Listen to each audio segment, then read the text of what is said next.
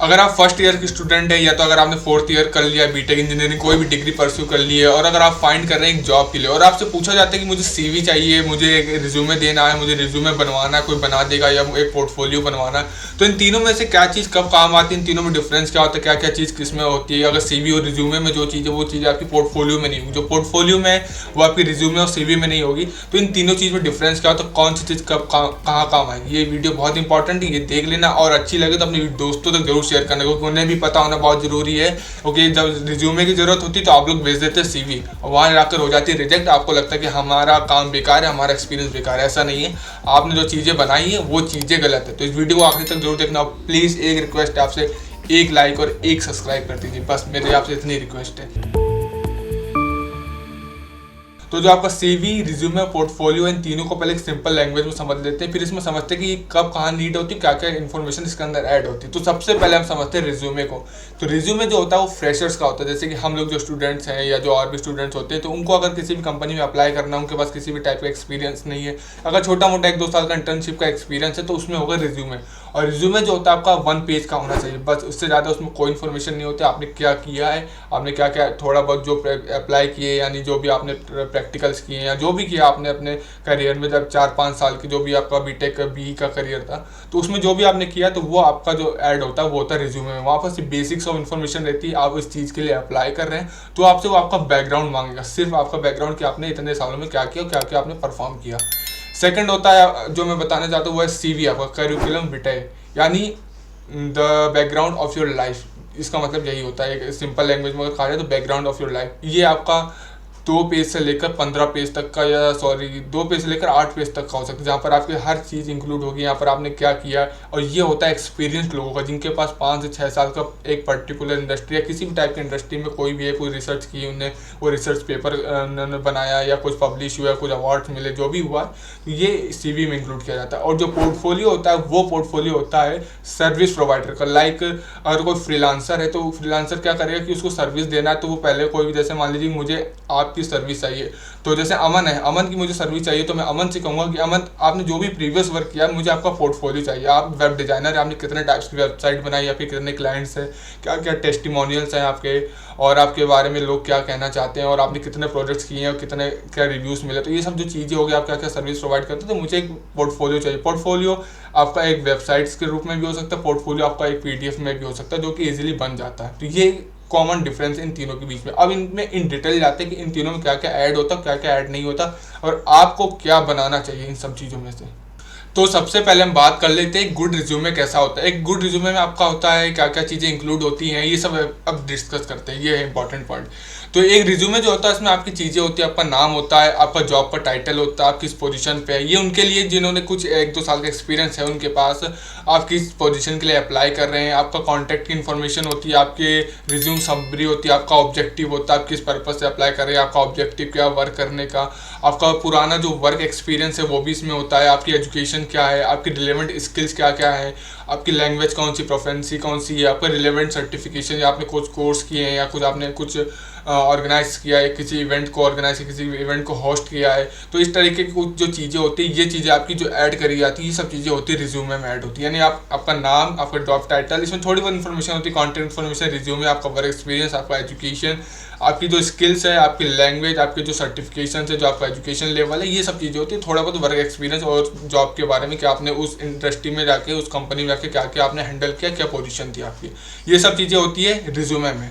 अब बात करते हैं हम लोग यहाँ पर सीवी की। सीवी का मैंने जैसे बताया था, सीवी का मतलब होता है कोर्स ऑफ योर लाइफ, और आपने जितना भी एक्सपीरियंस किया आपकी वो जो सीवी में होता है, जैसे रिज्यूमे में 1 या 2 पेज होता है, मैक्सिमम 1 पेज ही होता है, यहाँ पर आपकी सारी इन्फॉर्मेशन होती है। लेकिन जो सीवी होता है यहाँ पर थोड़ी सी चीज़ें जो हो जाती है वो अलग होती है। यहाँ पर आपका 10+ पेजेस भी जा सकते हैं, क्योंकि आपकी कोर्स ऑफ लाइफ है, आपकी इतनी लाइफ में आपने क्या क्या अचीवमेंट किया है। लेकिन एक चीज़ आपका जानना बहुत जरूरी है कि यूएसए एंड जो कनाडा है, वहाँ पर ये जो सीवी होता है सिर्फ कुछ ही पर्पज़ के लिए होता है। जैसे कि आपका यहाँ पर एकेडमिक जॉब्स हो गई, आपका जो ग्रांट्स होगा, या कोई रिसर्च के लिए आपने अप्लाई करना चाहते हैं, तो यहाँ पर ये कनाडा एंड यूएस में सिर्फ इन्हीं चीज़ों के लिए सीवी यूज़ होता है। अब बात करते हैं कि सीवी में क्या क्या चीज़ें होती हैं।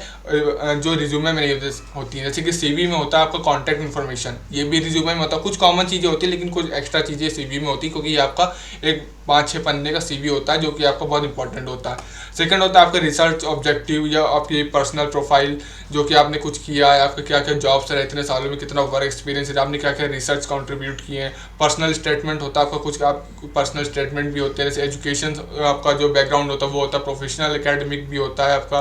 बुक्स होते हैं, आपने बुक्स में क्या क्या चैप्टर लिखे हैं। अदर पब्लिकेशंस के जो भी होते हैं कि आपकी बुक्स किसी और थ्रू पब्लिकेशंस के थ्रू हुई हो। कॉन्फ्रेंसेस होते हैं, टीचिंग एक्सपीरियंस होता है, रिसर्च लैब एक्सपीरियंस होता है, ग्रेजुएट फील्ड होता है आपका, जो है नेटवर्क होता है उसके बारे में होता है, नॉन एकेडमिक एक्टिविटीज़ के बारे में होता है कि पढ़ाई लिखाई और जो आपका वर्क उससे भी अलग कुछ आपने किया है क्या। लैंग्वेज स्किल्स होती है, मेंबरशिप्स होती है, आपका रेफरेंसेस होता है कि लोगों ने क्या क्या रेफरेंस दिए हैं आपके बारे में, कहाँ का रेफरेंस गए, ये सब चीज़ें होती है। तो सीवी इतना समझ लीजिए कि बहुत बड़ा होता है। और एज अ स्टार्टिंग में अगर आप स्टूडेंट है तो आपके लिए सीवी कहीं काम नहीं आएगा। तो मैं शुरू में बता रहा था कि हम लोग कंफ्यूज हो जाते हैं, हम लोग क्या दे, सीवी दे, रिज्यूमे दे। तो आपको जो है बनाना चाहिए रिज्यूमे। हमेशा फर्स्ट ईयर जो फ्रेशर्स हैं उनका हमेशा बनता है रिज्यूमे। सीवी बनता है जो हमारे से जो 15 साल बड़े हैं, जो 10 साल ज़्यादा एक्सपीरियंस, उनका बनता है सीवी।